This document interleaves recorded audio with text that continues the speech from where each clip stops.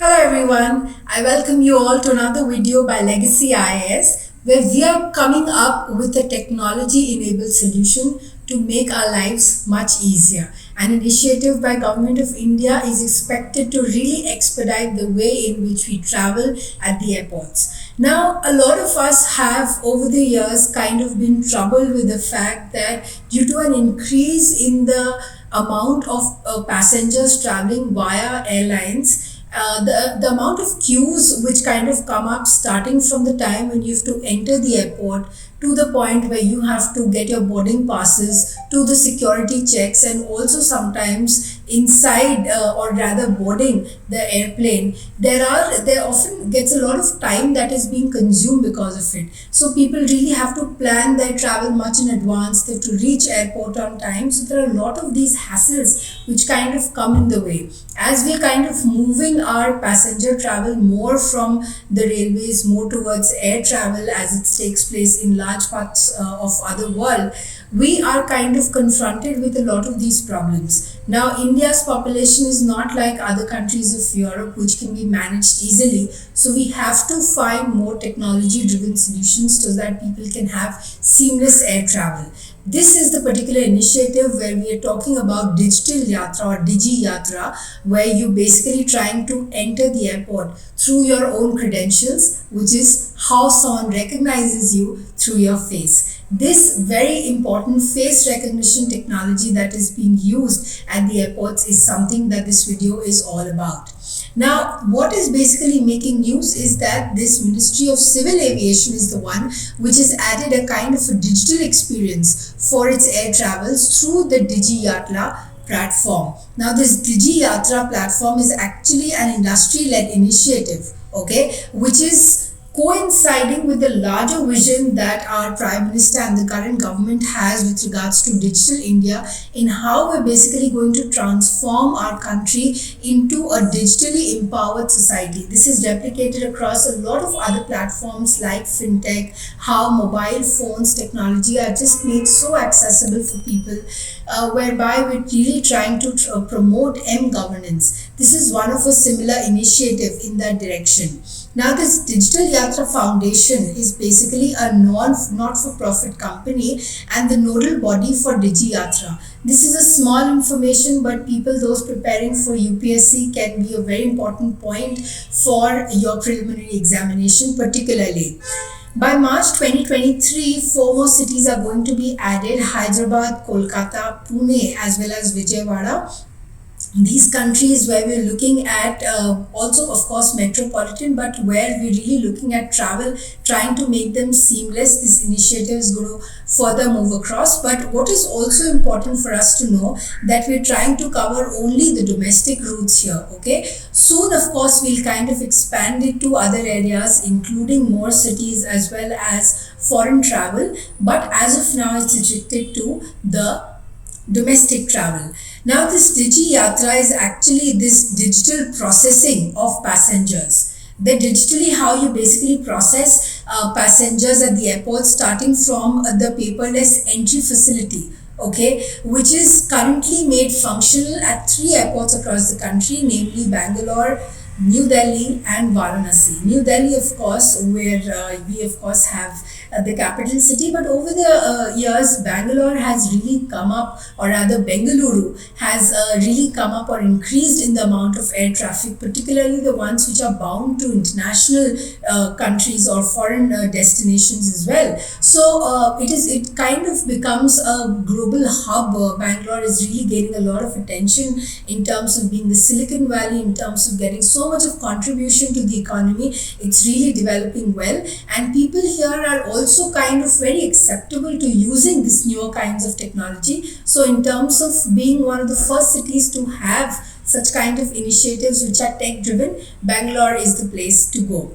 So passengers are going to be automatically processed through the facial recognition system at various checkpoints at the entry into the security check and the aircraft boarding. So the 3 spaces where we particularly have a long queue and where you need good amount of verification involved, that are the points which are targeted. Those are the points which are targeted at that particular point of time. So we will also be able to facilitate self bag drop, which is a facility, if we particularly look at airports in Bangalore and some of the airports in Mumbai as well, that there is a facility of self bag drop as well as check-in using facial recognition. So now facial recognition is going to come at the stage of this baggage drop as well as check-in as well, in order to identify the person and also have a data recall in this case. Here we need to kind of understand what are we trying to achieve in this particular process. We are looking at some kind of elimination of these long queues, but also trying to have much more contactless, something that has basically been an approach ever since COVID has hit us, that we really want to go contactless, paperless in our journey. But what is also very, very important is that security has to be foolproof. So anti-spoofing is something through which we can really address through the biometrics, and also face recognition can be helpful in this particular process. So Digi Yatra is going to kind of facilitate this paperless travel and avoid an identity check at multiple points. It is going to be based on 4 essential pillars, which are how passengers are going to be connected with each other through this particular platform. Airports are going to be connected to each other in terms of movement of passengers and also other necessary information. Flying is going to be seamless and all digitally stored, and the entire systems are going to be connected to have this one integrated platform where on the click you basically get the information whatever you need. Now the question comes is, how do we move on with this process? So how do we enroll for this particular Digi Yatra? We first need to, of course, create an identity at the Digi Yatra passenger, the application which is there, by entering our few credentials, including name, email address, mobile number, and also other details like voter ID, driving license, or Aadhaar.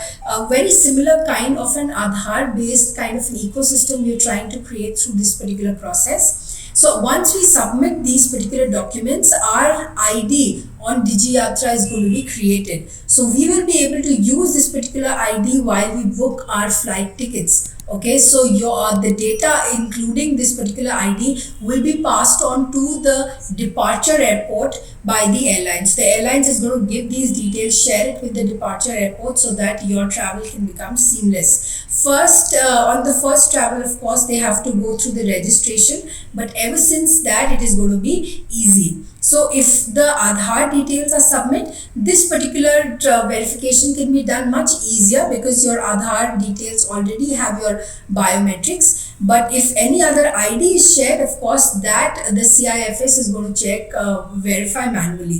This is, let's say, also in the case where foreign travelers who don't really have an Aadhaar or who are non-citizens, they also need to travel. It can help them as well.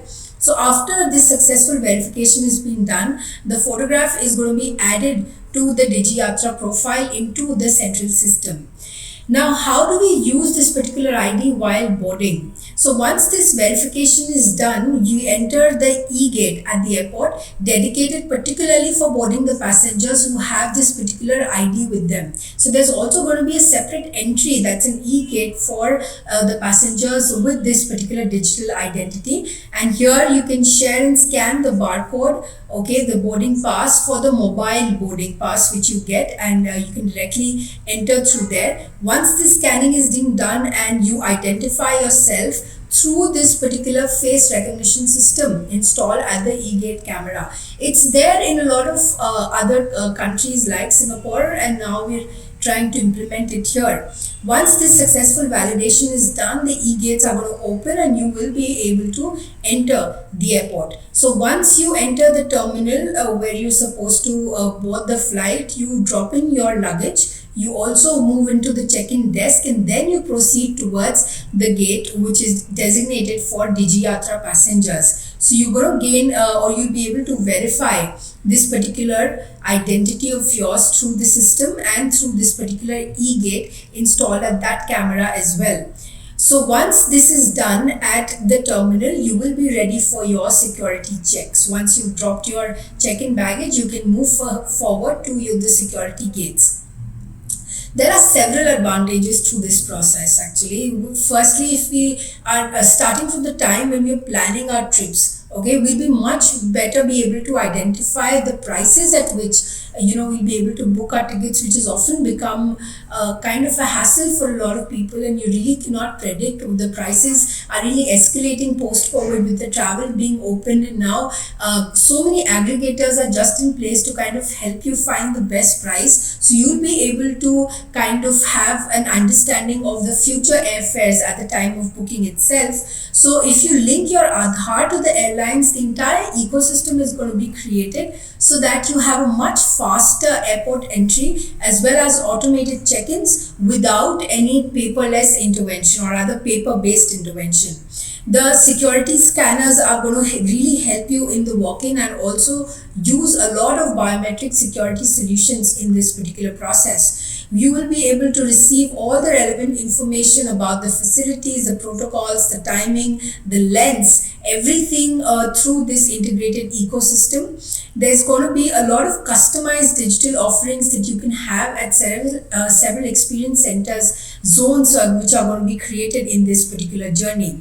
The advantages continue to giving us real-time information about the congestion and the delays that we might face in our journey, which sometimes we're not able to anticipate, but the information is going to be much more solid henceforth and you can plan better. You will be able to navigate conveniently in case you're new to that particular airport. You'll be able to move through these particular digital guidance systems and kiosks that will be there, and also reality applications which are going to also come up. So during flights, you're going to be connected through several experiences, and in-flight booking services are also going to really help you, all of which will be done digitally. Okay.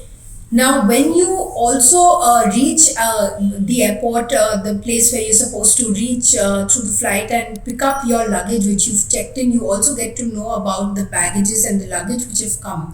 Towards the end, there's also a grievance redressal mechanism where you can share all the issues that you faced. So end-to-end kind of solution, everything, all the checkpoints are kind of integrated, all the touch points are kind of incorporated in this particular Digi Yatra, where both we are aware of our belongings and our journey, and anyone at the security desk are also aware of all of these issues. But of course, when we speak of all of these and so much of data involved, our privacy concerns are not something which we can be away from. It's something which we can avoid talking about. So we are really kind of concerned about the amount of data that is being processed, the entire UN cry which has come up around Aadhaar.